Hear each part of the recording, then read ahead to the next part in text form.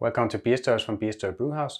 This video is my 8 best tips for dry hopping so that you can make delicious dry hopped IPAs like this one.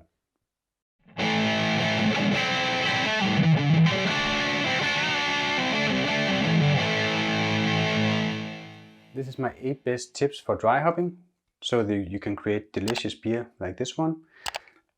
And this is not just my opinion. It's actually from the book The New IPA by Scott Janis. It's a very good book. I recommend you to read it. It's science-based and it's just, it's geeky and nerdy, but in a cool way. I really like it. So, number 1, dry hop for 24 to 48 hours. You can go up to 72 hours, but don't go longer than that. That will actually hurt your head retention. But 72 hours will also draw out a lot of herb and tea-like character. So if you want that hoppy, fruity character, dry hop for 24 hours, up to 48 hours, but the closer you get to 24, the better actually. So I recommend you to dry hop for 24 to 48 hours. Number 2, rouse with CO2 or recirculate the hops for the first 2 hours. Not more than that, because it can draw out phenols as well, and plant material, make it grassy or something like that. So only rouse for 2 hours. That will draw out so much more flavors. So it's a really good advice. Number 3, use higher alpha acid hops. Cascade has a lot of phenols compared to higher alpha acid hops. So that will increase the risk of hop burn. Number 4, you should double dry hop or triple dry hop with less hops and then do it more times. So 4 grams per liter, or what's that? That's about 2 ounces per 5 gallon. That's where you get the most flavor out of your hops.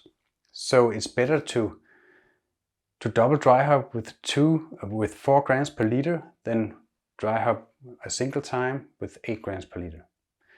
And why? I don't know. Science just show that that's a fact.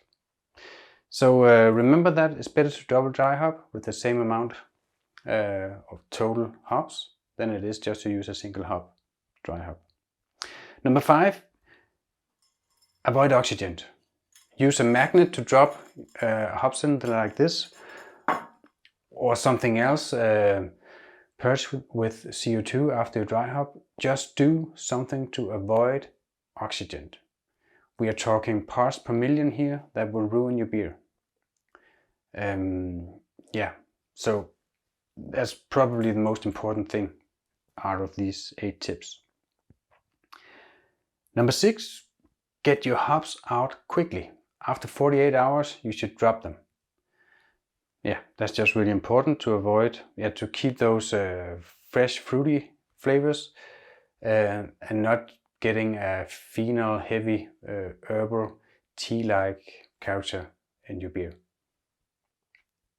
Actually, I drop them after 24 hours. Number 7, full flavor extraction from your hops will also occur when the temperature is low.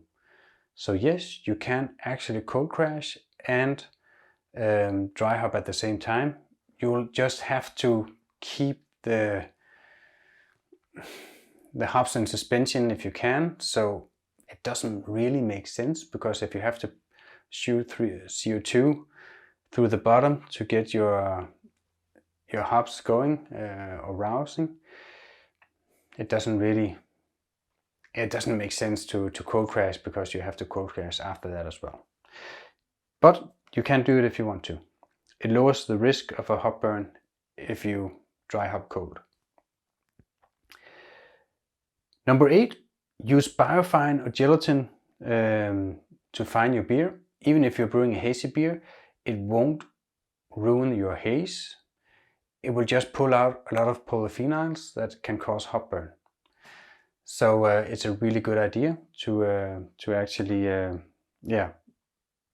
actually fine your beer even though that you want a hazy beer.